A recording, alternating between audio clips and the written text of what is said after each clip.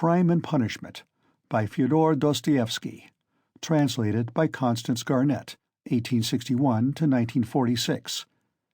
Translator's Preface. A few words about Dostoyevsky himself may help the English reader to understand his work. Dostoyevsky was the son of a doctor. His parents were very hard-working and deeply religious people, but so poor that they lived with their 5 children in only 2 rooms.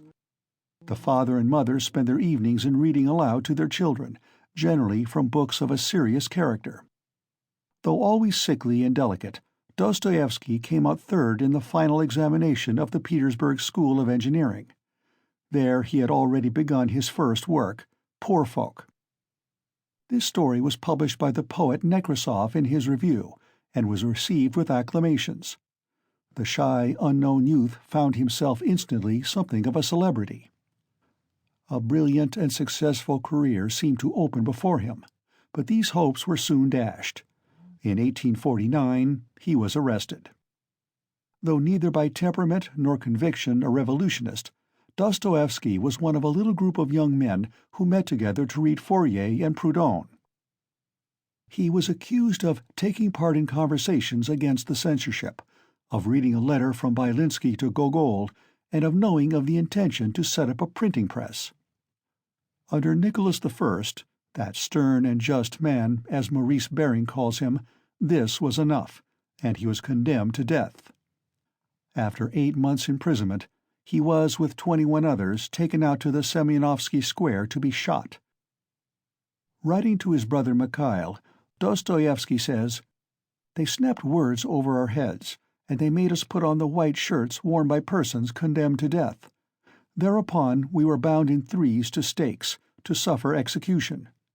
Being the third in the row, I concluded I had only a few minutes of life before me. I thought of you and your dear ones, and I contrived to kiss Plestchev and Durov, who were next to me, and to bid them farewell. Suddenly the troops beat a tattoo. We were unbound, brought back upon the scaffold, and informed that His Majesty had spared us our lives." The sentence was commuted to hard labor. One of the prisoners, Grigoriev, went mad as soon as he was untied and never regained his sanity. The intense suffering of this experience left a lasting stamp on Dostoevsky's mind. Though his religious temper led him in the end to accept every suffering with resignation and to regard it as a blessing in his own case, he constantly recurs to the subject in his writings.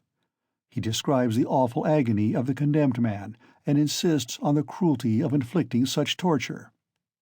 Then followed 4 years of penal servitude, spent in the company of common criminals in Siberia, where he began the dead house, and some years of service in a disciplinary battalion.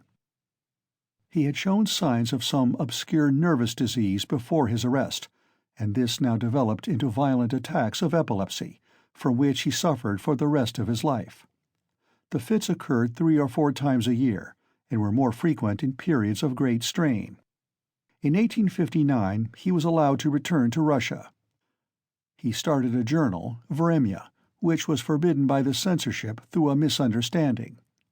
In 1864 he lost his first wife and his brother Mikhail. He was in terrible poverty, yet he took upon himself the payment of his brother's debts. He started another journal, the Epoch, which within a few months was also prohibited. He was weighed down by debt, his brother's family was dependent on him, he was forced to write at heartbreaking speed, and is said never to have corrected his work. The later years of his life were much softened by the tenderness and devotion of his second wife. In June 1880 he made his famous speech at the unveiling of the monument to Pushkin in Moscow, and he was received with extraordinary demonstrations of love and honor. A few months later Dostoevsky died. He was followed to the grave by a vast multitude of mourners, who gave the hapless man the funeral of a king. He is still probably the most widely read writer in Russia.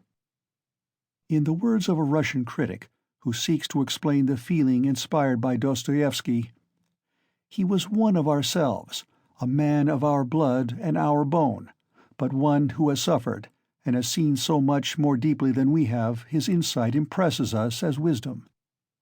that wisdom of the heart which we seek that we may learn from it how to live. All his other gifts came to him from nature. This he won for himself, and through it he became great.